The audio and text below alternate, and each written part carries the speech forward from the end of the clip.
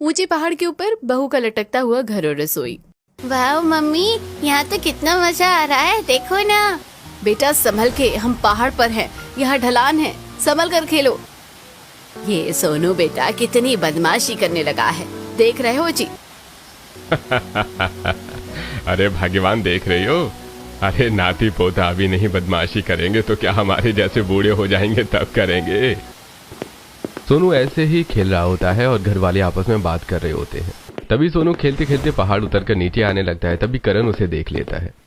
अरे ये सोनू कहाँ जा रहा है? राधा, जरा इसका ध्यान रखा करो, ये पहाड़ उतर रहा था और गिरने वाला था, तब मैंने इसे देखा। देखो यहाँ पहाड़ पर रहते हैं तो यहाँ बच्चों के साथ कोई लापरवाही नहीं चाहिए। जी मैं ध्यान दूंगी। पहाड़ पर बसे इस छोटे से घर में बाहर से देखने पर सब कुछ बहुत सुंदर लगता था, लेकिन अंदर की हालत काफी मुश्किल भरी थी। घर लकड़ी और पत्थरों से बना था जो पहाड़ के किनारे पर लटका हुआ सा लगता था। नीचे गहरी खाई थी और ऊपर ठंडी हवाएं हमेशा चलती रहती थी। बहू, आज फिर रसोई में कुछ खास नहीं है, बस थोड़ा सा चावल और सरसों का साग बचा है। मम्मी जी, मैं देख रही थी कि अनाज का डिब्बा भी लगभग खाली हो चुका है। अब तो बस 2-3 दिन का ही राशन बचा है। हाँ दीदी, और प्रीति भी बार बार दूध मांगती है, लेकिन घर में दूध भी खत्म हो गया है। यही तो पहाड़ की जिंदगी है, यहाँ हर चीज मेहनत से मिलती है। अगर फसल अच्छी हो जाए तो पेट भरता है, वरना ऐसे ही दिन देखने पड़ते हैं। घर के सभी लोग अपनी अपनी जिम्मेदारियों में लगे रहते थे। पुरुष खेत में काम करते थे और महिलाएं घर और रसोई संभालती थीं। पहाड़ की जमीन पर खेती करना आसान नहीं था, फिर भी वो लोग धान और सरसों उगाकर अपना गुजारा करते थे। राधा, आज खेत में बहुत मेहनत करनी पड़ी, लेकिन इस बार फसल अच्छी लग रही है। अगर मौसम साथ दे गया तो सब ठीक हो जाएगा। बस भगवान से यही दुआ है करण कि इस बार फसल अच्छी हो जाए, ताकि घर में फिर से खुशहाली आ सके। लेकिन अभी तो हालात ठीक नहीं है, घर में राशन भी खत्म हो रहा है। नीरज, घर में राशन नहीं है, बच्चों के लिए भी कुछ नहीं बचा है, अब हम क्या करें? कविता, तुम थोड़ा सब्र करो, बस कुछ दिन और। मैं फसल काट कर बेच दूंगा, उसके बाद हम ढेर सारा राशन ले आएंगे। दिन धीरे धीरे गुजरते गए। घर में कभी एक वक्त का खाना बनता तो कभी सिर्फ पानी पीकर ही सोना पड़ता। पहाड़ की ठंडी रातें और खाली पेट दोनों ही मिलकर जीवन को और कठिन बना देते थे। मम्मी, आज खाने में क्या मिलेगा? मुझे बहुत भूख लगी है। बेटा, आज हम गरम गरम साग खाएंगे, तुम देखना कितना स्वादिष्ट होगा। सच मम्मी? हाँ बेटा। राधा अपने हिस्से का खाना भी बच्चों को दे देती थी ताकि वो भूखे न रहें। बहू, तुम खुद नहीं खाओगी तो कैसे चलेगा? मम्मी जी, बच्चों का पेट भर जाए वही काफी है। आखिरकार वो दिन आ गया जब फसल तैयार हो चुकी थी। पूरे परिवार में एक नई उम्मीद जाग उठी।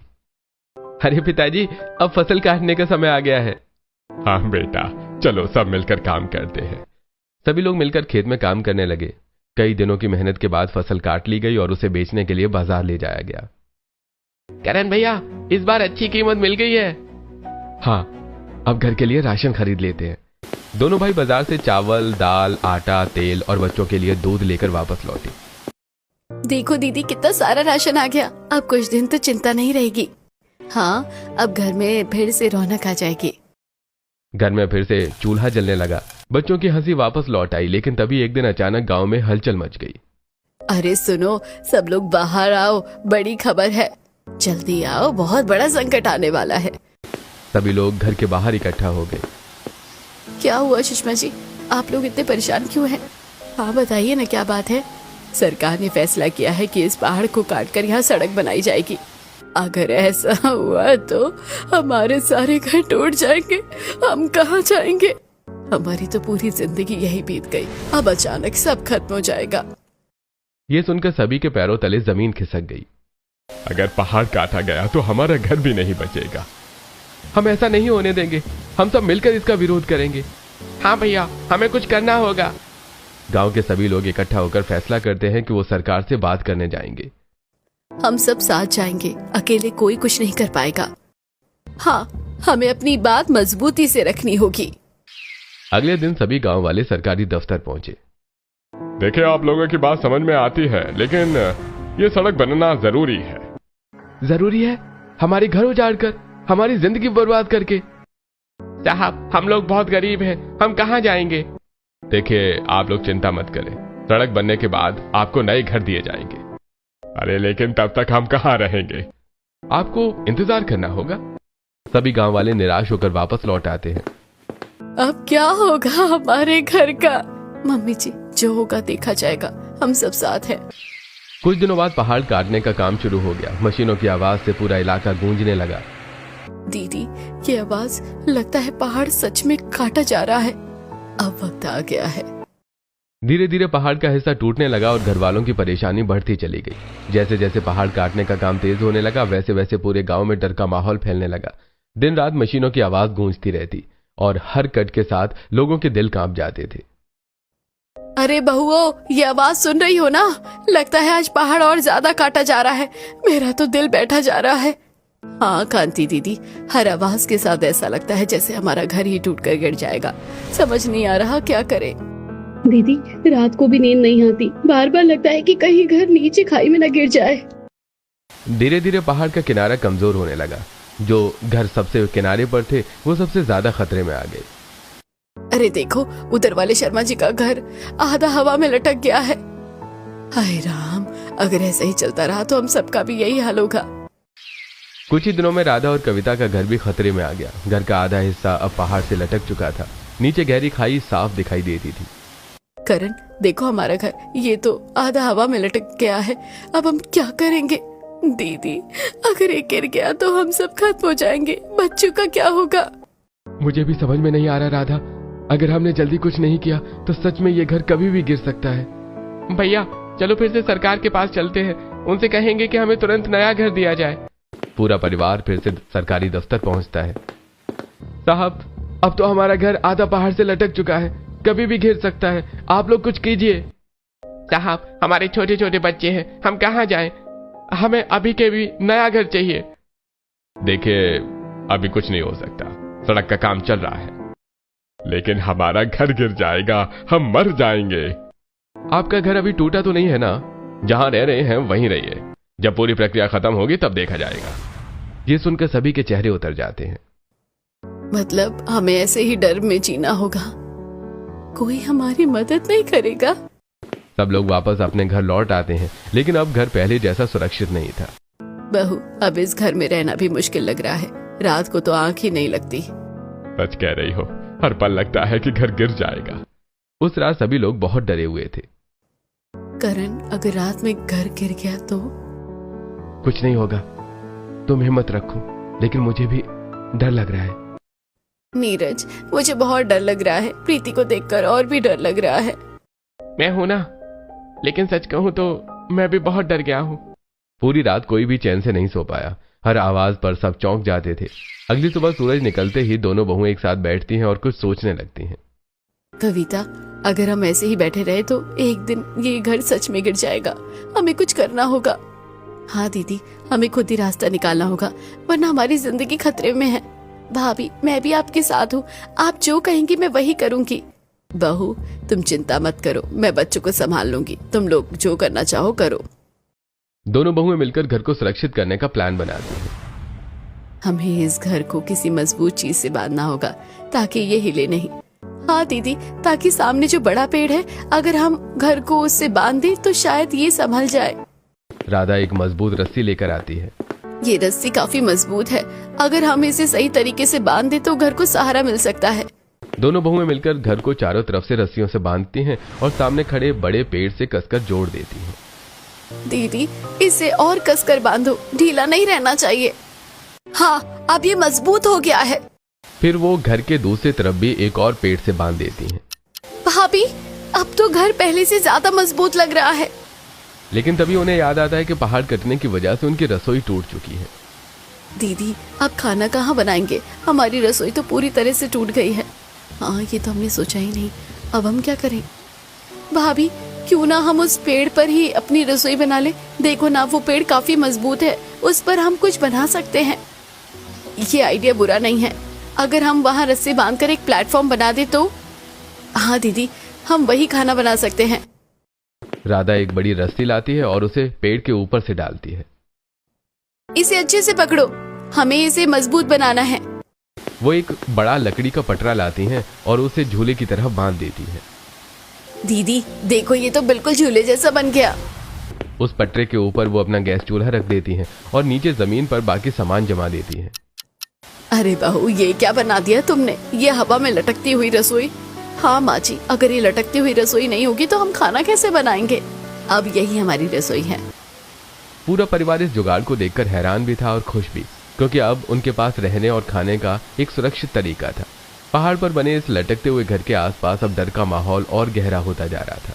जहां एक तरफ राधा और कविता ने अपने घर को किसी तरह रस्सियों से बांधकर सुरक्षित कर लिया था, वहीं आसपास के पड़ोसी अब भी डर और असुरक्षा में जी रहे थे।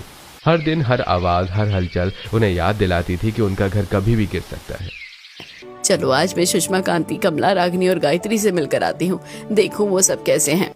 सुगंधा धीरे धीरे पहाड़ के किनारे से संभलकर पड़ोसियों के घर की तरफ जाती है। चारों तरफ खामोशी और डर पसरा हुआ होता है। अरे सुगंधा, तुम आ गई। देखो ना बहन, हमारा तो जीना मुश्किल हो गया है। हर पल लगता है कि घर गिर जाएगा। सच कहूँ तो रात को आंख नहीं लगती, बस यही डर रहता है कि पता नहीं कब सब खत्म हो जाए। सरकार ने भी तो कुछ नहीं किया, बस इंतजार करने को बोल दिया। हमारा तो जी घबरा जाता है। मैं तो सोच रही हूँ कि यहाँ से कहीं और चली जाऊँ। जान है तो जहान है, घर तो फिर भी बन जाएगा।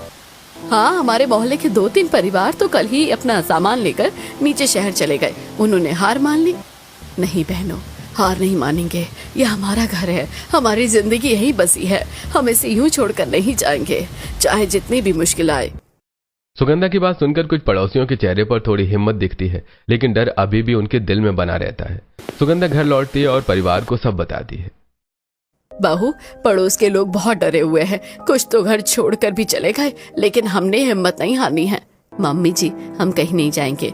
हमने इतना सब संभाला है, आगे भी संभाल लेंगे। हाँ, अब हमें अपनी हालत सुधारने पर ध्यान देना होगा। डर कर बैठने से कुछ नहीं होगा। पूरा परिवार अब अपनी आर्थिक स्थिति सुधारने के बारे में सोचने लगता है। हमें खेती और अच्छे से करनी होगी, तभी घर चलेगा। हाँ भैया, अब मेहनत और बढ़ानी होगी। दोनों भाई खेतों में पहले से ज्यादा मेहनत करने लगते हैं। उधर बहुएं अपनी लटकती हुई रसोई में खाना बनाती हैं, लेकिन हर पल डर के साथ। दीदी जरा संभल कर, ये पटरा हिल रहा है। हाँ, तुम चिंता मत करो, मैं ध्यान रख रही हूँ। लेकिन सच कहूँ तो हर बार यहाँ खड़े होकर डर लगता है। मम्मी, आप गिर तो नहीं जाओगी ना? नहीं बेटा, मम्मी बहुत संभल कर काम करती है। बहू, बहुत संभल कर, जरा सी भी चूक हुई तो। आप चिंता मत कीजिए मम्मी जी, सब ठीक होगा। उसी लटकते हुए घर में अब पूरा परिवार सोता है। रात को जब हवा तेज चलती है तो घर थोड़ा हिलता है, जिससे सभी की नींद टूट जाती है। दीदी, घर हिल रहा है। हाँ, लेकिन रस्सियाँ मजबूत है, कुछ नहीं होगा। धीरे धीरे बहुएं पहले से थोड़ी मजबूत हो जाती हैं। डर तो रहता है, लेकिन अब वो उसे संभालना सीख जाती हैं। एक दिन, भैया, मुझे एक बात समझ में आई है। क्या बात है कीर्ति? भैया, हम यहाँ इतनी मेहनत करके भी सिर्फ गुजारा ही कर पा रहे हैं। अगर हमें आगे बढ़ना है तो कुछ अलग करना होगा। लेकिन क्या? भैया, हम जिस जमीन पर रहते हैं वहाँ बहुत सारी औषधियाँ उग सकती हैं। मैंने स्कूल में पढ़ा था, अश्वगंधा, शीलाजीत, हरड़ बरहड़, ये सब बहुत कीमती होती है। सच में? हाँ भैया, अगर हम ये उगाए तो हमें ज्यादा पैसा मिल सकता है। बात तो सही है, लेकिन इसमें मेहनत भी ज्यादा लगेगी। मेहनत तो हम वैसे भी कर रहे हैं, अगर इससे ज्यादा फायदा है तो क्यों ना कोशिश करें। हाँ, हम सब मिलकर करेंगे।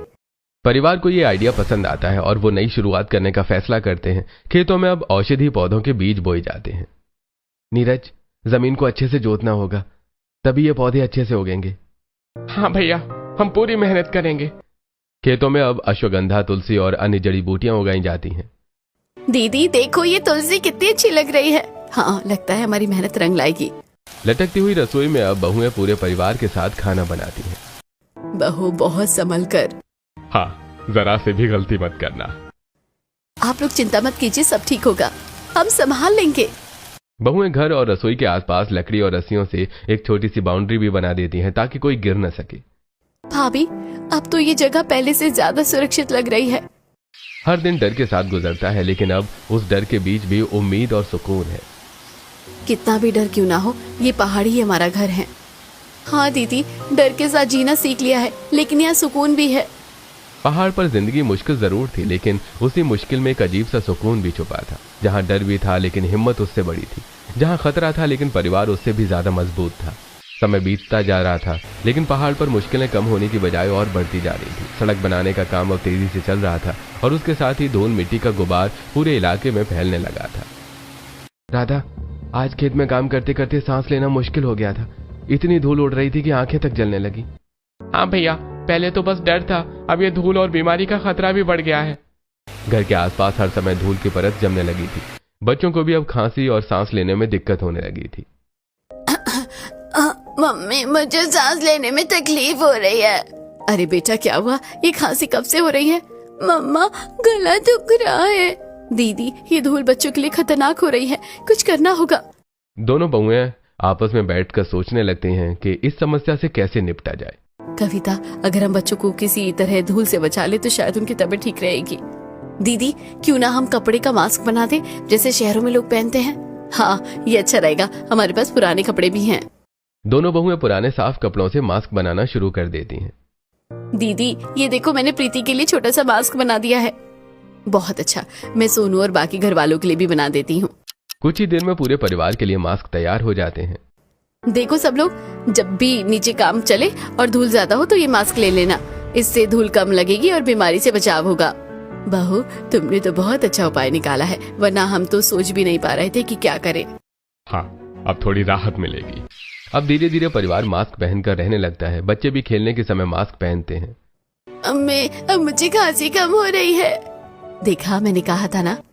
लेकिन डर अभी भी बना रहता है। बच्चे खेलते रहते हैं और राधा हमेशा उन्हें पकड़ कर रखती है कि कहीं गिर न जाए। सोनू, ज्यादा आगे मत जाना, यहाँ से गिर सकते हो। प्रीति, तुम यहाँ से दूर रहो। लटकते हुए घर को साफ करना भी अब मुश्किल हो गया था।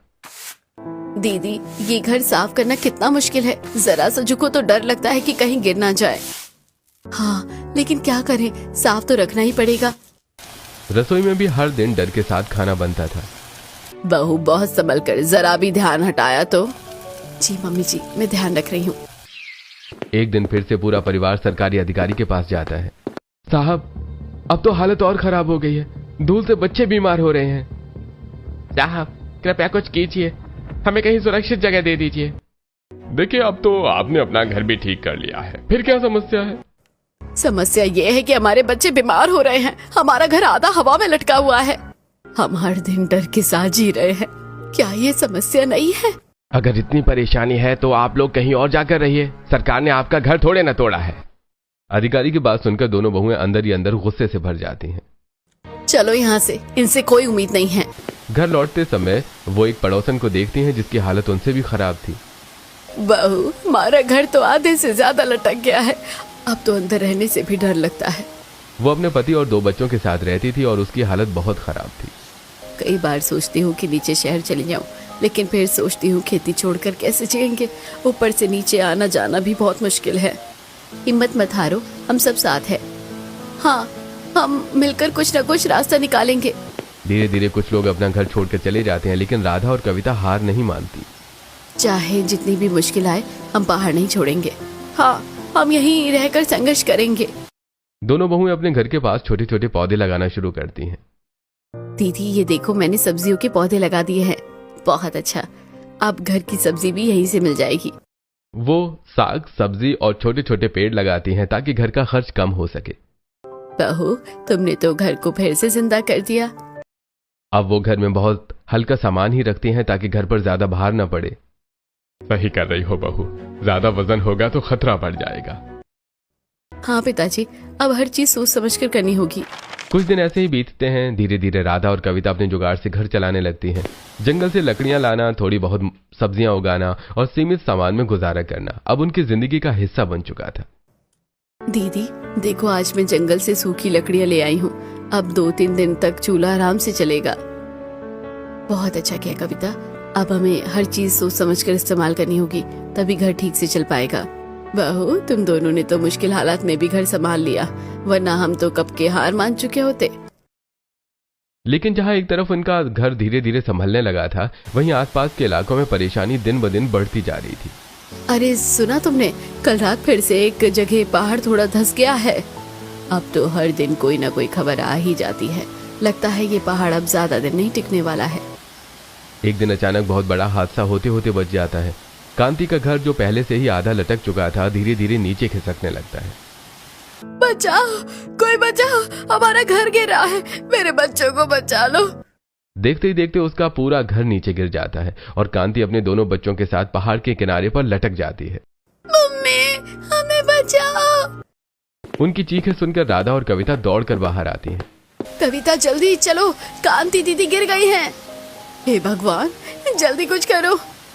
दोनों बहुएं तुरंत बड़ी बड़ी रस्सियां लेकर दौड़ती हैं। कविता तुम रस्सी पकड़ो, मैं नीचे झुककर उन्हें पकड़ने की कोशिश करती हूँ। दीदी संभल कर, जरा भी चूक मत करना। बहू हमें बचा लो, मेरे बच्चों को बचा लो। मैं नहीं बची तो कोई बात नहीं। ऐसा मत बोलो दीदी, हम सबको बचाएंगे, तुम बस हिम्मत रखो। बहुत मुश्किल से दोनों बहुएं पहले बच्चों को रस्सी से ऊपर खींचती हैं, फिर कांति को भी सुरक्षित बाहर निकाल लेती हैं। दीदी बच गए, भगवान का लाख लाख शुक्र है। हाँ, आज बहुत बड़ा हादसा होने से बच गया है। इस घटना के बाद वहां लोगों की भीड़ लग जाती है। आज तो सच में बहुत बड़ा हादसा टल गया है। अगर ये बहुएं ना होती तो आज तीनों की जानें चली जाती। अरे अब बहुत हो गया, सरकार को सबक सिखाना पड़ेगा। हम कई बार जाकर आ चुके हैं, कोई फायदा नहीं हुआ। वो लोग हमारी सुनने वाले नहीं हैं। हाँ, हम जितना भी बोल रहे हैं उन्हें फर्क नहीं पड़ता। लेकिन अगर हम सब एक साथ खड़े हो जाएं तो कुछ न कुछ जरूर होगा। तभी कांति का पति दौड़ता हुआ वहां पहुंचता है।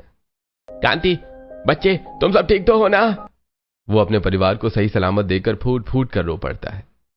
अरे आज तुम लोगों को कुछ हो जाता तो मैं भी जीते जी मर जाता। भगवान ने तुम्हें दूसरी जिंदगी दी है। वो अपनी पत्नी और बच्चों को कसकर गले लगा लेता है। इस हादसे की खबर पूरे इलाके में फैल जाती है। अब तो हर कोई इसी बात की चर्चा कर रहा है। आज कांति के साथ हुआ, कल हमारे साथ भी हो सकता है। पूरे इलाके में डर और सन्नाटा छा जाता है।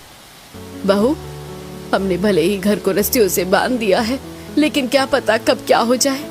हाँ मम्मी जी, बुरा समय बताकर नहीं आता है। उस रात कोई भी ठीक से नहीं सो पाता। दीदी, अगर हमारा घर भी ऐसे ही गिर गया तो? ऐसा मत सोचो, लेकिन सच कहूँ तो मुझे भी बहुत डर लग रहा है। उधर कांति अपने बच्चों के साथ खुले आसमान के नीचे बैठी होती है। मैं कहाँ जाऊँ, मेरा तो सब कुछ खत्म हो गया। राधा और कविता उसे खाना लेकर देती हैं। दीदी ये खाना खा लो, हिम्मत रखो, हम सब तुम्हारे साथ हैं। मेरा कोई नहीं है, मेरा कोई नहीं है, अब मैं कहाँ जाऊँ? पूरी रात ऐसे ही बीत जाती है। कांति अपने बच्चों के साथ खुले में बैठी रहती है और बहुएं भी जाग जाग कर उसके बारे में सोचती रहती हैं। उस रात पहाड़ पर सिर्फ ठंडी हवा ही नहीं चल रही थी, बल्कि हर दिल में डर, दर्द और अनिश्चितता का तूफान भी चल रहा था। कांति के घर गिरने के बाद पूरे पहाड़ पर डर और बेचैनी और भी बढ़ गई थी। राधा और कविता का मन अब हर पल घबराहट से भरा रहता था। लटकता हुआ घर, हवा में झूलती रसोई, बच्चों का डर और हर दिन का खतरा, अब उनका सब्र टूटने लगा था। कविता, मुझसे नहीं सहा जा रहा। हर रात लगता है कि बस अब घर गिर जाएगा, हम सब खत्म हो जाएंगे। दीदी, मैं भी यही सोचती रहती हूँ। हम इतने दिन से सब सह रहे हैं, लेकिन अब बच्चों का डर देख नहीं पाते। बहू, क्या हुआ, तुम दोनों जाग रही हो? मम्मी जी, अब और नहीं, हमें कुछ बड़ा कदम उठाना होगा। अगली सुबह सूरज निकलने से पहले ही दोनों बहुएं उठ जाती हैं।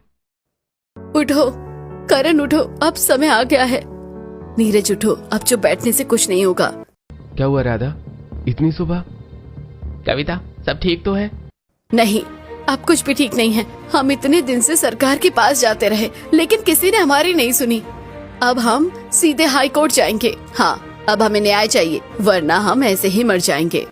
बात तो सही है, अब हमें बड़े स्तर पर जाना होगा। पूरा परिवार गांव वालों और कांति के परिवार को साथ लेकर शहर की ओर निकल पड़ता है। बहू, अगर आज भी कुछ नहीं हुआ तो? होगा दीदी, इस बार हमें न्याय मिलेगा। सभी लोग हाई कोर्ट पहुंचते हैं। आप लोग अपनी बात रखिए। साहब, हमारा घर सड़क बनाने के नाम पर बर्बाद हो गया, पहाड़ काट दिया गया, हमारे घर लटक गए, हमारे बच्चे बीमार हो रहे हैं, हम हर दिन डर में जी रहे हैं। हमें कहा गया था कि सड़क बनने के बाद हमें नया घर मिलेगा, लेकिन अब सड़क भी बन गई और हमें कोई घर नहीं मिला। हमें कहा जाता है कि नीचे जाकर कहीं और रहो, लेकिन हम अपना घर, अपनी जमीन, अपना पहाड़ छोड़कर कहाँ जाएंगे? मेरा तो घर ही गिर गया, अब मैं अपने बच्चों के साथ कहाँ जाऊं? कोर्ट में सभी की बातें सुनकर माहौल गंभीर हो जाता है। माननीय न्यायालय, सरकार इनकी समस्या समझती है। समझती है तो समाधान क्या है? अरे हम इन सभी को घर देने के लिए तैयार हैं, लेकिन हमारी एक शर्त है। कैसी शर्त, कैसी शर्त? सरकारी खजाने में कुछ औषधियों की कमी हो रही है, अगर आप लोग अपने खेतों में औषधि पौधे उगाएंगे तो सरकार आपकी रहने खाने की व्यवस्था पूरी तरह से करेगी। मतलब हमें खेती करनी होगी? हाँ, अश्वगंधा, तुलसी, हरड़, बहड़ जैसी औषधियां अगर आप उन्हें उगाएंगे तो सरकार आपको अच्छी कीमत और रहने खाने की जिम्मेदारी भी उठाएगी। भैया, ये तो वही बात है जो कीर्ति ने पहले कही थी। अगर इससे हमारे परिवार की सुरक्षा और भविष्य दोनों बेहतर होते हैं तो हमें ये मंजूर है। हाँ, हम मेहनत से पीछे नहीं हटेंगे। अगर इससे मेरे बच्चों का भविष्य सुरक्षित हो सकता है तो मैं भी तैयार हूँ। अरे हम भी तैयार हैं। अच्छा, तो सरकार इनकी पूरी जिम्मेदारी ले और जल्द से जल्द इन्हें सुरक्षित घर उपलब्ध कराए। कोर्ट का फैसला सुनकर सभी के चेहरे पर राहत दिखाई देती है। बहू, आज तुम्हारी हिम्मत काम आ गई। हाँ, अगर तुम लोग हिम्मत न दिखाते तो आज भी हम डर में जी रहे होते। हाँ दीदी, अब हमारा भविष्य बेहतर होगा। हाई कोर्ट के फैसले के बाद सरकार ने इस बार वाकई गंभीरता दिखाई। पहाड़ पर रहने वाले सभी लोगों के लिए सुरक्षित, मजबूत और सुविधाओं से भरे घर बनाने का काम तेजी से शुरू हो गया। जहां पहले डर और अनिश्चितता थी, वहां अब उम्मीद और बदलाव की हलचल दिखाई देने लगी। राधा, देखो, आखिरकार हमारी आवाज सुनी गई। सरकार ने सच में काम शुरू कर दिया है। अब हमें भी वो डर भरी जिंदगी नहीं जीनी पड़ेगी। हाँ करण, कितनी रातें हमने बिना सोए गुजारी थी। हर पल लगता था कि घर गिर जाएगा, लेकिन अब लगता है कि सब कुछ बदलने वाला है। कुछ ही महीनों में पहाड़ के पास एक सुरक्षित स्थान पर पक्के घर बनकर तैयार हो जाते हैं। हर घर मजबूत नींव पर बना होता है। चारों तरफ दीवारें, छत और सुरक्षित आंगन होता है। दीदी, ये देखो, हमारा नया घर कितना मजबूत है। अब ना कोई डर, ना कोई खतरा। हाँ कविता, अब हम चैन से सांस ले सकते हैं। अब ना लटकता हुआ घर है, ना हवा में झूलती रसोई। बहू, अब लगता है जैसे भगवान ने हमारी परीक्षाएं खत्म कर दी है। अब हम शांति से जी सकेंगे। हाँ, अब बच्चों का भविष्य भी सुरक्षित है। यही सबसे बड़ी राहत है। कांति और बाकी पड़ोसियों को भी नए घर मिल जाते हैं। जो लोग पहले डर में जी रहे थे, अब उनके चेहरों पर सुकून और खुशी साफ दिखाई देती है। राधा, अगर तुमने उस दिन हमारी जान ना बचाई होती तो आज हम ये दिन कभी ना देख पाते। तुमने हमें नई जिंदगी दी है। दीदी, ये सब इंसानियत है। अगर हम एक दूसरे का साथ ना दे तो फिर कौन देगा? भैया देखो, मैंने जो कहा था वो सच हो गया है। अब हम औषधीय पौधों की खेती कर रहे हैं और सरकार खुद हमसे ये खरीद रही है। हाँ कीर्ति, तुम्हारा आइडिया हमारी जिंदगी बदल गया। अब हमारी मेहनत का सही दाम मिल रहा है। अब हमें सिर्फ गुजारे के लिए नहीं, बल्कि आगे बढ़ने के लिए काम करने का मौका मिला है। खेतों में अब अश्वगंधा, तुलसी, हरड़, बहड़ और कई तरह की जड़ी बूटियां उगाई जा रही थी। पहाड़ की मिट्टी इन पौधों के लिए बहुत उपजाऊ साबित हो रही थी। दीदी देखो, हमारी फसल कितनी अच्छी हो रही है। अब तो हरियाली ही हरियाली दिख रही है। हाँ, अभी पहाड़ हमें डराता नहीं बल्कि हमें जीने का सहारा दे रहा है। सरकार समय समय पर इन फसलों को खरीदती और बदले में अच्छा पैसा देती। धीरे धीरे सभी परिवारों की आर्थिक स्थिति मजबूत होने लगती है। बहू, अब तो घर में किसी चीज की कमी नहीं है। पहले जहाँ 2 वक्त की रोटी के लिए तरसते थे, आज सब कुछ है। राधा और कविता अब अपने नए पक्के घर की रसोई में आराम से खाना बनाती हैं। दीदी, याद है जब हम पेड़ पर लटकती हुई रसोई में खाना बनाते थे, कितना डर लगता था। हाँ, हर पल लगता था कि बस गिर जाएंगे, लेकिन उन्हीं दिनों ने हमें मजबूत बनाया। मम्मी, अब मैं यहाँ दौड़ सकता हूँ ना? कोई डर नहीं है ना? हाँ बेटा, अब तुम जितना चाहो खेलो। गांव में अब खुशियों का माहौल था। लोग एक दूसरे के घर आते जाते, बातें करते और अपने नए जीवन का आनंद लेते। सुगंधा, अब देखो हमारा गांव कितना बदल गया है। पहले डर था, अब सिर्फ खुशी है। हमने कितना कुछ सहा, लेकिन आखिरकार सब ठीक हो गया। हाँ, अब ये पहाड़ फिर से हमारा अपना लगने लगा है। शाम के समय पूरा परिवार अपने नए घर के आंगन में बैठा होता है। ठंडी हवा चल रही थी और बच्चे खेल रहे होते हैं। भगवान का शुक्र है, उसने हमें इस मुश्किल से बाहर निकाला। और इसका सबसे बड़ा श्रेय हमारी बहुओं को जाता है। अगर इन्होंने हिम्मत ना दिखाई होती तो आज हम यहाँ नहीं होते। मम्मी जी, ये सब हम सबकी एकता और मेहनत का नतीजा है। और इसी के साथ अब पहाड़ी पर फिर से खुशियां लौट आई हैं और सभी सुरक्षित खुशी से रहते हैं।